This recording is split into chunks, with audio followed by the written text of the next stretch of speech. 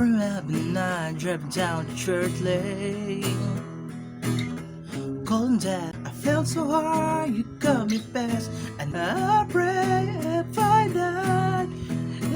Yo, shoutout guys, another tutorial naman tayo, another song. So, the song ay galing kay Jamie Miller. The title of the song is Every Lifetime. So, kasama niya dito featuring Tori Kelly. So, sana tama ang aking pronunciation. At madali lang ito guys, madali lang ito sundan. 3 to 4 parts lang at ng chords. Madali lang at pati ang string pattern ay simple lang. So, ulit sa mga bago tayo magsimula, ulit sa mga naghanap ulit ng manipis sa string, check lang shuffling sa baba. Maganda pang practice to guys, manipis. Mas maiging 2 sets yung bilhin para may backup agad. Manipis to, easy na 100 ang piliin nyo. Manipis kasi, pero kung gusto nyo mas makapal ng konti, meron namang mas makapal ng kaunti. So, ang link nasa baba. So, start tayo kagad. Intro muna, yung intro piano, yung may keyboard. So, eto mga chords. Pakita ko muna. Yung may keyboard na instrumental.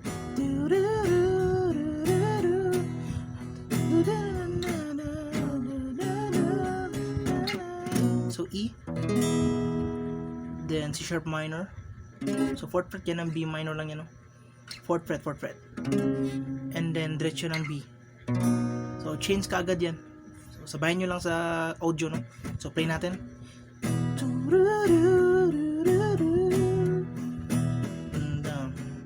Then, change ka agad ng B.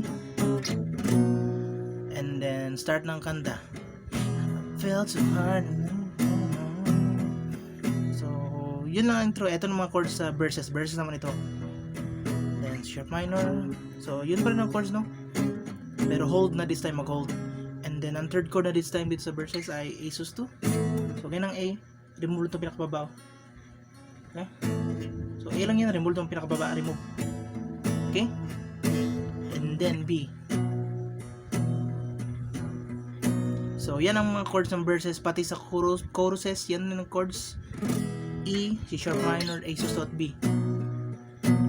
Okay? So, then ang strumming pala, down lang yan, down lang. Down. Okay? Down.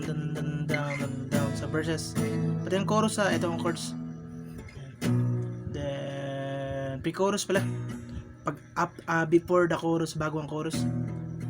So, ito ang pre-chorus, 2 lines.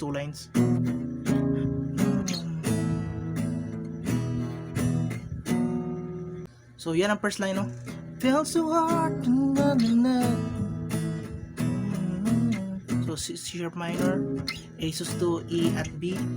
Yan ang first line sa pre-chorus. And then, second line, bago ang chorus.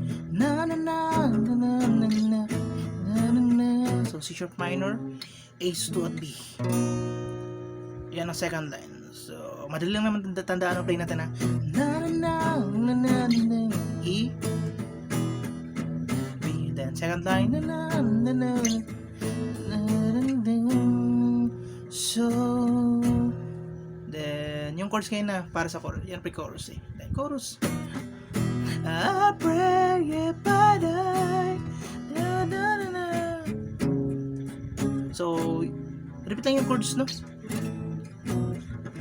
So, yan na guys. Madali lang naman yung sinabi ko, madali lang tandaan. At nakasunod-sunod na yun, no? Repeat lang. At sa second verse pala, wala ng pre-chorus, diretso chorus, yung kay Tori Kelly na.